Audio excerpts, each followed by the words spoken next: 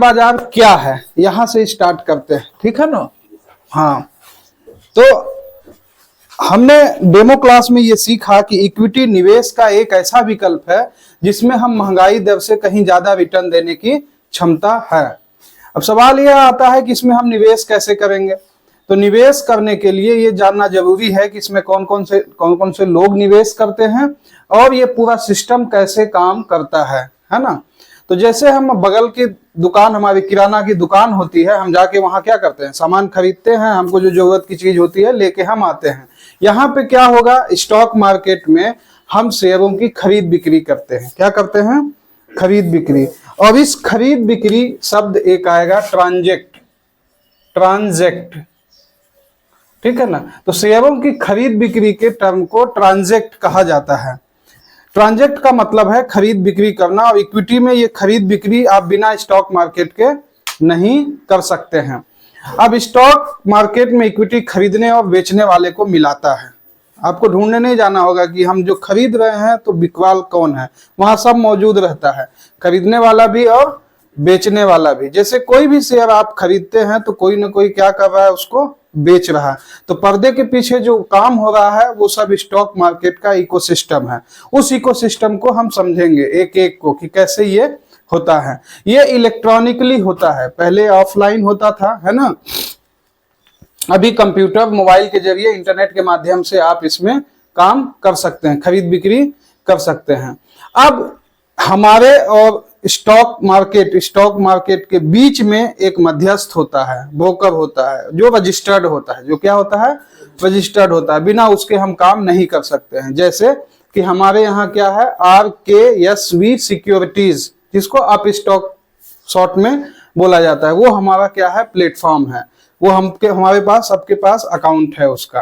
अब हमारे भारत देश में जो है तो दो मुख्य स्टॉक एक्सचेंज है, एक बॉम्बे स्टॉक एक्सचेंज और एक नेशनल स्टॉक एक्सचेंज। तो अब आप यहां से इसी एक्सचेंजेस में आप खरीद बिक्री कर सकते हैं।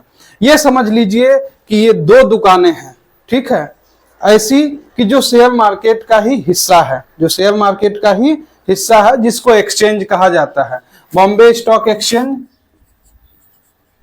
बहुत लोगों को थोड़ा बोर फील होगा क्योंकि ये सब चीज के बारे में जानते हैं, लेकिन हमको स्टार्टिंग से चलना है, छोटी से छोटी चीजों को भी मिस नहीं करना है, इसलिए थोड़ा सा सब्र रखिए, सब कुछ आएगा अच्छे से। National stock exchange. अब मजे की बात यह है ना, कि इसमें जिसमें मर्जी आप उसमें खरीद सकते हैं।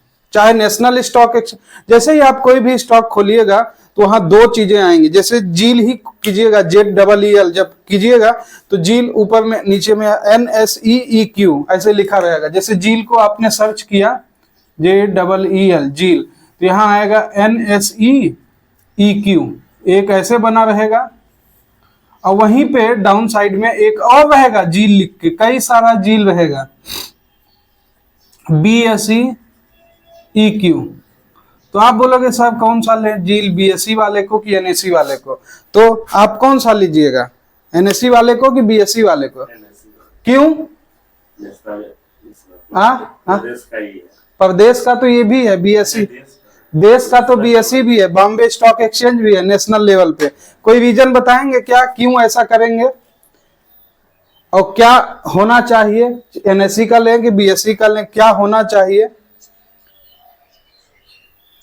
NSE में सर थोड़ा सस्ता मिलता है, वेरी गुड। थोड़ा महंगा। जहां सस्ता मिलेगा वहां हम लेंगे सामान, हमको जहां सस्ता मिलेगा हम वहां लेंगे। दो दुकानें हैं, सेम चीज हमको एक जगह 4 रुपए में मिल रही है, एक 3 रुपए 90 पैसे में एक जगह मिल रही, तो हम 3 रुपए 90 पैसे वाले को लेंगे, है कि नहीं?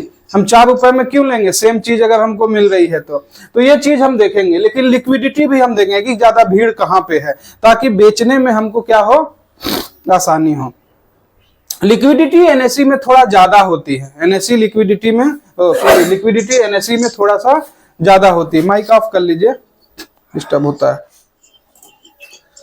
उसी तरीके से अगर हमने खरीद लिया, अब बेचना है हमको, तो दाम जहां ज्यादा मिल रहा है वहां पे हम बेचेंगे, जहां पे दाम हमको ज्यादा मिल रहा है। कोई जरूरी नहीं कि NSE से खरीदें तो NSE में ही बेचना है, कोई जरूरी नहीं है कि हम बीएसई में खरीदे तो बीएसई में बेचना है, नहीं, दाम जहां ज्यादा मिले हमको वहां पे बेचना है। बहुत सारे क्षेत्रीय स्टॉक एक्सचेंज थे वो लगभग बंद हो गए। अब आप बोलिएगा सर शेयर बाजार